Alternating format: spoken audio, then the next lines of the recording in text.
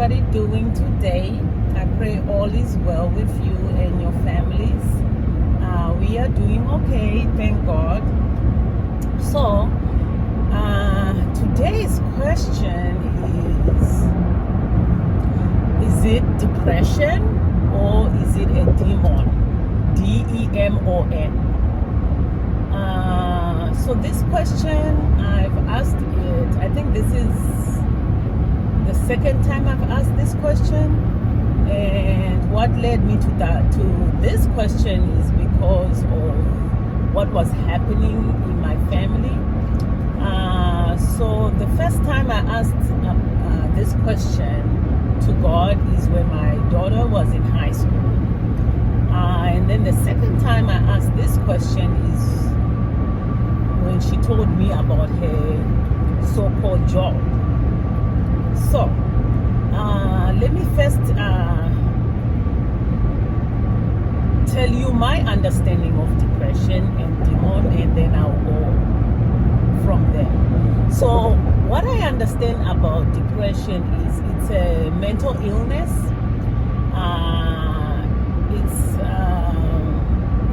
It's when someone is just so sad, like they cannot get out of this sadness they are feeling.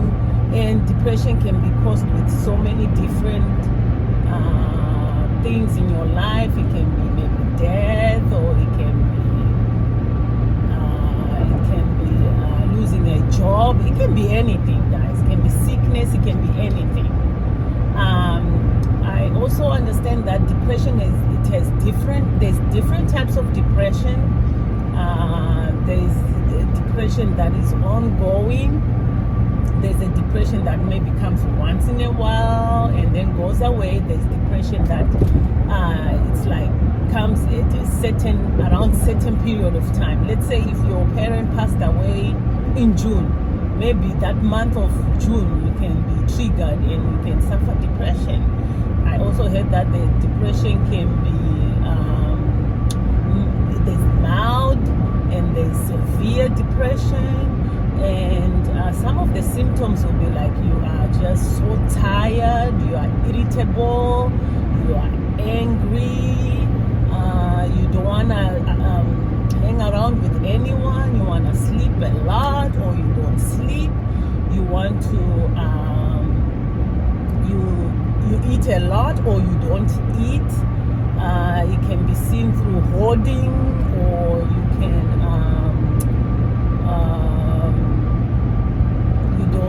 some severe cases will be suicidal thoughts, suicidal attempts, not bathing at all, what else? Yeah, things like that. It's just different symptoms that are out there. And with demons or a demon, my understanding is it's an evil spirit. It's an evil spirit. It can be the devil himself or his spirits that he sent to tempt us. He can use things like your triggers. He can use your weaknesses. He can use anything to manipulate you or to do something. Or you can use, for example, let's say you like drinking a lot because you just don't know why you you like drinking alcohol.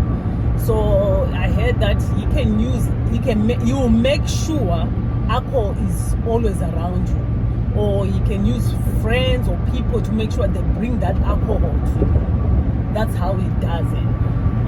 So he doesn't do anything. He's just making things that you like available. If it's fornication, he just makes sure the environment is right for you so that you can keep on fornicating, so that the end result, that thing that gets hold of you will just be you now. Like if it's anger issues, he makes sure he surrounds you with people who just always make you angry.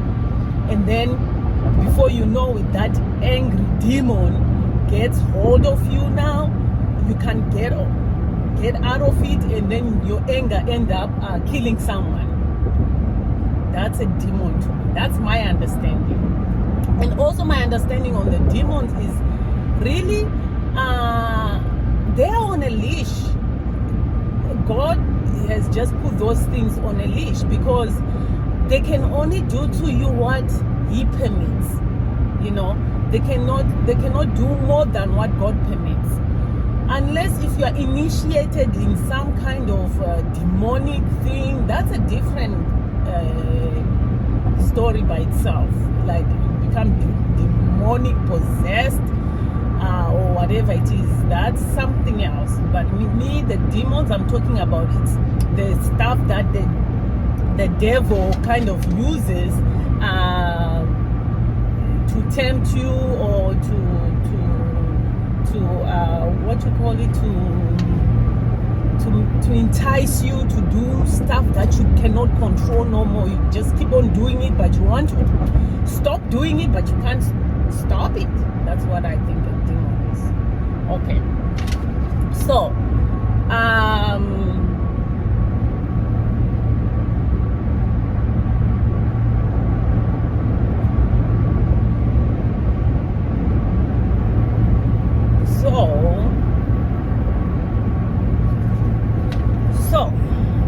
why would I think that it's either depression or a demon? Well, let me first tell you my daughter's character.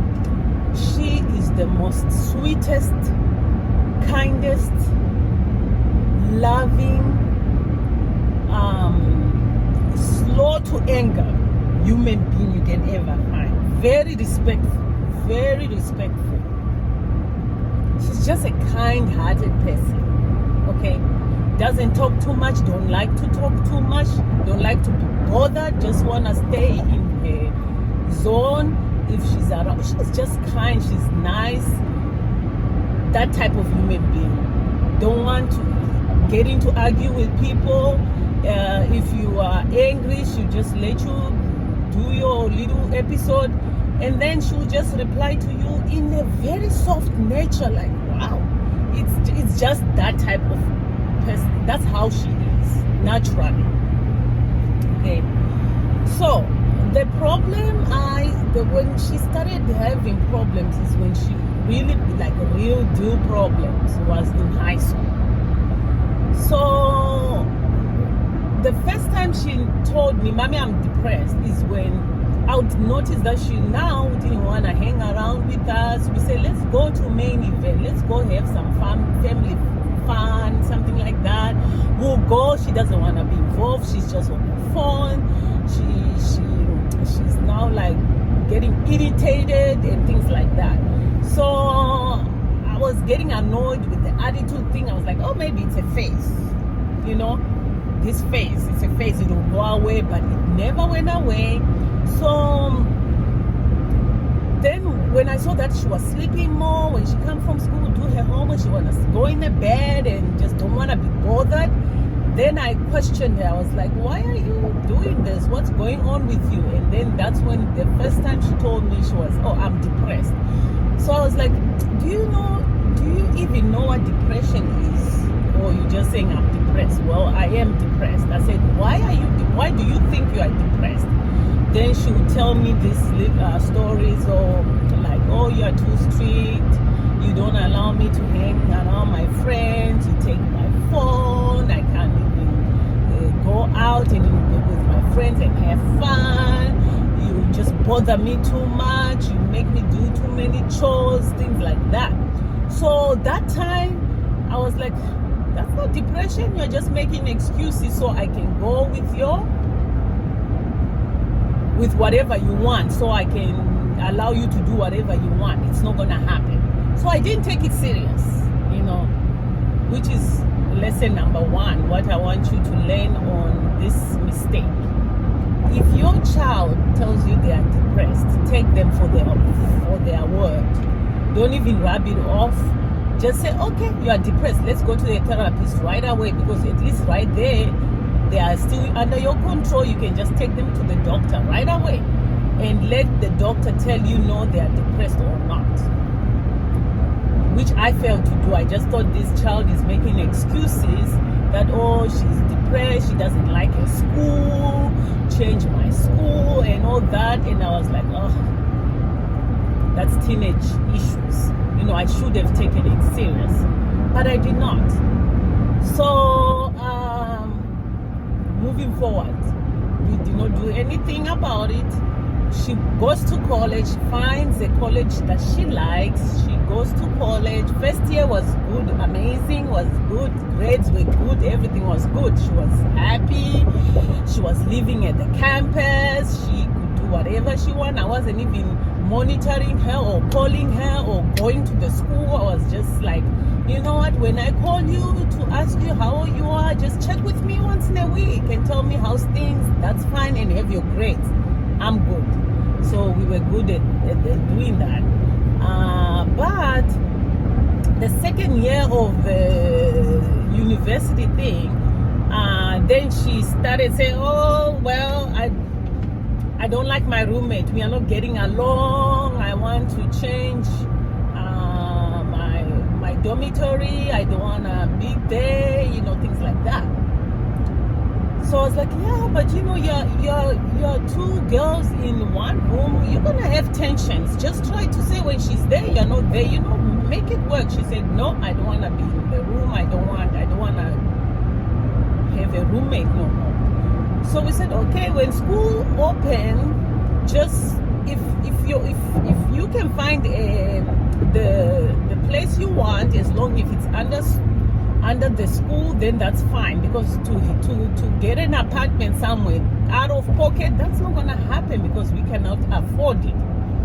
So she said okay. So during that summer of that second year of college, I noticed her sleeping a lot. I mean a lot. And even the eating, if you call her to come and eat, she be like, I'm not hungry, things like that, and she wouldn't eat. I noticed her doing that. But then during the night, she would go out to party Monday through Sunday. She would go, she would come back early in the morning. So I was like, this is not depression, because unless if there's a depression that I don't know, where you like to go out, you like sleeping all day, not eating, and then you eat at night and then party. And if there's that type, babe, I don't know. But then when I went to the room on a Friday, when I do my cleaning in the morning before I went to work, I go in the room, then I see something just told me, look under the bed. I looked under the bed because I make them clean their room. So I said, oh, your room it looks like you cleaned, but did you clean under your bed? She said, yeah, I did. I said, let me check. So I checked, because something just told me to check under the bed. So I checked under the bed, and I see plates with food that is dried. I see plates with that are dirty cups that are under the bed. I was like, no, this is not normal. How can you hold on plates and putting them under the bed? You can just take your plate and wash it. You're not gonna have cockroaches coming in here because you are so lazy to take your plate and wash it. Oh well, I just forgot. I was going to wash it. I was like, Not only that, there's plates in this room, but there is tons of plastic of clothes. Like, because my daughter, she likes to buy her clothes at a thrift store. So she buys clothes at thrift stores, and then she remakes them. She will cut them and remake something else out of those clothes, which is fine. There's nothing wrong with buying thrift clothes. You can find actually good quality stuff if you go to a good rich area thrift store. You can find really good items there. But the problem I was having with her is now it was becoming a lot. I was like, wow. And I mean, a lot of plastic bags of thrift store clothes. I was like, something is up. So I said, okay. That day I was actually late at work because I had to sit down. I was just like shocked with what I saw. So I said, what's going on? She tells me, I'm depressed. I'm like, okay. Why are you depressed? Well, I don't like to be here in this house, and I don't wanna be at that school in that room. I just wanna be in my own place and things like that. I said, but no one is forcing you to be in this house. You can actually get a job. We were telling you get a job for summer. You could have been making money, but you were saying, oh, I'm doing my business. I'm making my clothes for my business and all that. So you didn't want to get a job. So no one is forcing you to be here. If you think you can get your place and have your freedom, you are welcome to do that. No, I just don't wanna. I just don't like it to be here. Maybe I'll do that. I said, but you know what? You've been preaching about this depression over and over again and again, here and there. So guess what? I am going to look for a therapist for you so that you can get this taken care of. She said, fine. So I said, okay. So I looked for a therapist while I was at work. I found 2 good therapists that had they had very good reviews. That later in the evening, I told her, you know what? I found therapist for you, so you can choose which one you want. There's a male I found, and there's a woman, so you can see which one. Read the reviews and see which one you want. Oh well, I don't need the therapist. My depression just comes and goes. It's not like a severe depression like that. So I said, well, you might say your depression comes and goes. How about if it comes and never goes? So you want to make sure you take care of whatever the coming and going of whatever is coming and going. You need to take care of that.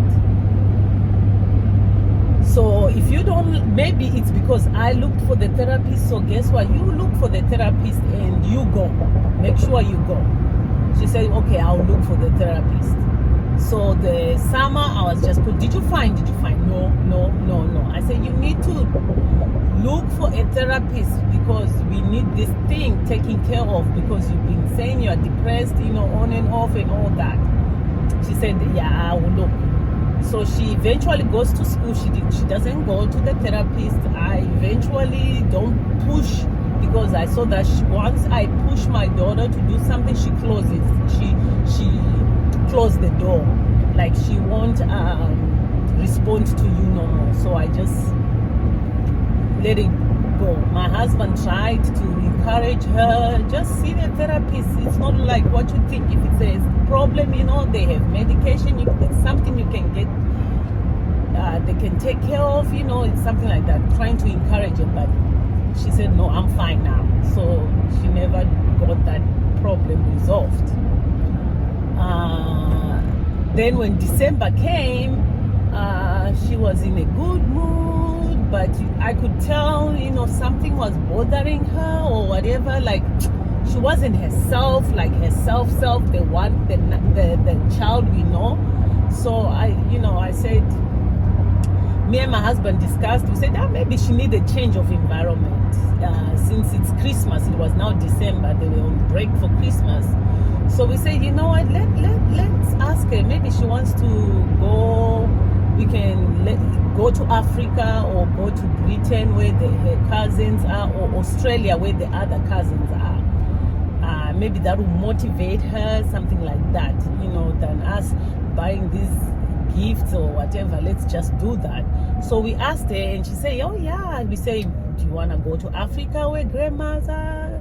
Your grandmas, because both grandmas, all grandmas were still there. Or you want to go to Australia where your other cousins are, your dead sisters, or you want to go to Britain where my sister and your dead cousins are. She said she wants to go to Britain. So we said, okay. So we buy a ticket for her to go. And she gets there, everything was okay, and she got along with one of the cousins. They clicked. We were so happy. We're like, I hope this is gonna motivate her to start traveling, things like that. So she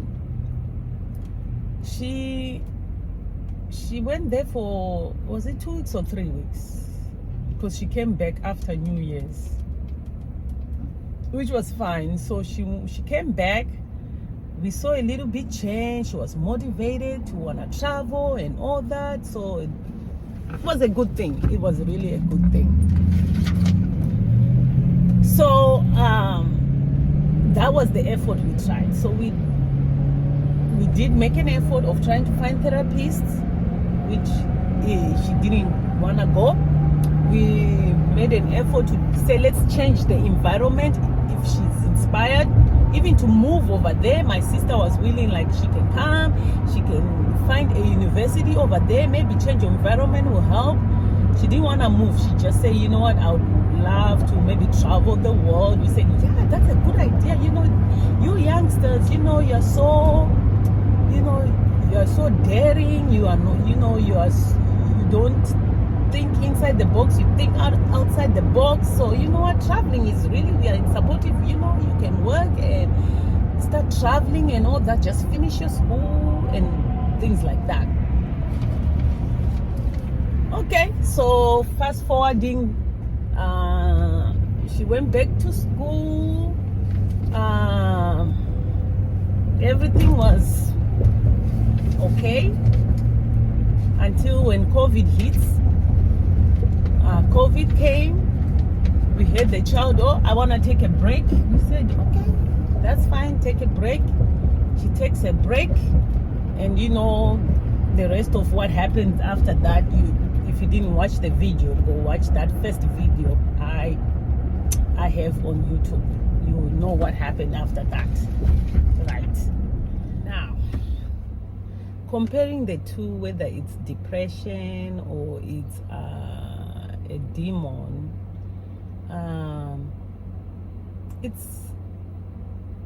I think at some point my daughter was depressed, especially in high school. I should have taken it serious. She was depressed. And also, I think she also was depressed in college when she started having issues at the college with the roommate. But also, I also think it's also spiritual, because looking at my daughter's personality, her character, and what she's doing now, I don't know. I just feel like there's something. At first, guys, to be honest, I always told my husband, I was like, those demons that I chased out of that, God really helped me to recognize and seek God, and those demons that fled from me, they did not go far. I don't think they went to the desert or under the sea or in the fire, wherever they go. I don't think they went there. I think what they did, that's what me thinking. I think what they did is they just, this is me telling my husband, I said, I think they just were going around my house to see who they can get into, because they were so upset that I was finally free. And they looked in my house, in my family, and they said, let's get this naive, this innocent, this nice one, this girl. And then they coupled each other, and then they just went in my daughter. That's what I thought. I was like, to just say in your face now, Nancy, let's see now, what are you gonna do? Sometimes I just was, I had to think that way. I thought, okay, because the stuff I saw, it was like, this is not my daughter speaking. This is not my daughter. It's something driving her, because that's not her. That's not her. That's not her at all. But I went to God. I said, well, this is what I see. Is it, I asked God, I said, God, does this mean that there's still darkness in me that is still entertaining this foolishness that's going on? Or maybe is it the light, your light in me now, that it's revealing this darkness that is around me? I don't know. Or, because, if it was my daughter, why I had to say that, it's because my daughter from a long time ago, if you ask her, she won't tell you the truth right away. She wouldn't tell you the truth. She would rather lie than tell you the truth, because she knew how I reacted. But now she would just tell me straight in my face, well, this is the job I'm doing. Like, this is it, in your face. So I'm like, wow, what is it, God? Is it something in me that is still dark that you're trying to reveal? What is it? And then God answered me, John 1:5. If light is in you guys, it's going to reveal all the darkness. Whether the darkness is in you, inside you, or around you, it's just going to reveal that. So I just have to think, you know what? I will keep on. If it's spiritual, the battle has already been won. The victory is for my daughter. I will keep confessing the word. My daughter is the righteousness of God. She's already been delivered. No weapon formed against her shall prosper. Victory is already hers. She is the head. She's not the tail. She's above and never beneath. So I will just keep on confessing all the word that I know over my daughter, and trusting and believing that she's already been delivered. Even if the facts are right in my face, like, okay, what are you talking about? Look at her. She's still doing what she's doing. Look what's going on. I will just still praise God and say she is delivered. She's already delivered. She's the righteousness of God. I'll keep confessing it and confessing it and believing it. That's what I'll do. And I will just fight on my knees. That's what I'm gonna do. Keep on fighting on my knees, because I already know victory is already ours. And I know that whatever God is doing in her, she has her own story. And I know the story is a good story at the end. Because God will never give you something you cannot bear. And God, we know that all things work together for the good of those who love God. So I know at the end, there's light at the end. She's her own testimony, and I'm just believing for that. I know. I just know, guys. I just know that God has a plan and a purpose for her, and that God is revealing to me and the dead ways to help her go to that right path. So I cannot give up. I won't give up. I will just keep on pushing and praying and doing what I need to do. So one other thing that I thought, this is also a spiritual thing, is my daughter used to be, when we go to church, she used to be a giver. Oh, I won't have problems giving God $1 million. When it was giving Sundays at church, she'd be like, I'll be giving 1 million and meet the budget, But all of a sudden, after some time, I don't know when it started, but when I started noticing it is in college, even when let's go to church, she had no choice. She didn't want to participate no more. She would go on her phone and she'd be like, oh, I'm taking notes. She was not that girl who wanted to be involved in God's stuff. Then all of a sudden she started saying, well, I don't believe in God.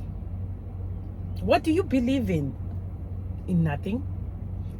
That's when I started, there's something more to this. And then she became this like don't want to give nothing. My daughter used to, like, if she's coming from college, she would bring a present for her, buy something for the brother, for the sister, for me, for the dad, little stuff, like little things. But now, even when it's Christmas, even when it's birthday, even if it's whatever it is, even Mother's Day, Father's Day, she won't buy nothing. Like, that's why I'm thinking also this thing is spiritual, guys. So like I said, I'm just gonna fight on my knees. I'm just gonna fight on my knees, because the battle is already been won. So what can you learn from it? If you suspect any small little signs, the things that you think they are small from your child, if they are doing things that you're like, the moment you go like, do whatever you need to do. If you think it's depression, go with that child at the therapist while they are young, when it's easy to take them there, because when they are grown in college, it will be hard for you to take your kids to convince them. And if you think it's a spiritual issue, your fight is going to be on the knees. You are going to need more than prayer and fasting. You are going to need to believe, to have faith that this thing you are doing will work. You are going to need church leaders to pray for your child. If you are in a small church where your leader can come to your house, hey, I'll say let them come to your house. If you think you can do it yourself, let them come to your house and pray over your child. Let them do that, because now look at it. Gone are the days where your leaders will come to your house and pray over your whole entire house. What can you do? You just have to do it yourself. Anoint that thing. Anoint every clothes you touch. Go in the room, be praying in tongues, whatever it is. The word, let that word drown you. Drown yourself in the word and believe it, because you can know 1 million scriptures. If you do not believe what you're saying, you just be saying things. It becomes religious. So it's just going to take more than praying, fasting, reading your Bible, doing those devotionals things. It's more than that. You just have to have this. Just believe God is for you. Greater is He that is in you than that which is in the world, because there are evil spirits there just looking, watching, like, okay, there she goes. Let's listen what she's going to say. The minute you say something out of your mouth that is not of God, it seems like they take that thing and use it against you. I'm telling you, you have to just watch what you say, and you're gonna need strength. You're going to need strength. You're going to need people who can pray for you when those days that you don't have strength. You're just going to need people who can pray for you, pray with you, talk to someone, because that's all. If this thing is spiritual, you are going to need to have people who know God around you, who can encourage you, who can pray for you. That's all I can say, guys. That's all you can do is just stay alert, because those kids will do things that they give you signs all the time. It just depends if you are awake enough to see the signs and don't ignore it. Don't ignore any signs that or whatever they say, don't ignore it. Take them for their word. Let the therapist tell you, well, this is not depression, they are just stressed, or well, they're just going through emotions. Let the therapist tell you it's better, and let God give you peace. If you think it's spiritual, pray until you've there's peace in you, and just pray and until you have peace, whatever it is. So that's it for today, guys. I pray you stay blessed, and I pray that God be with you and your families, and that if you're going through anything at this time, I just pray that I pray for peace of God to be on you and your household, and let's just keep on praying for one another. Let's learn, let's understand, like seek for understanding for the word of God, and let's just grow together and keep inspiring one another. Until next time, guys, stay blessed. Thank you. Bye.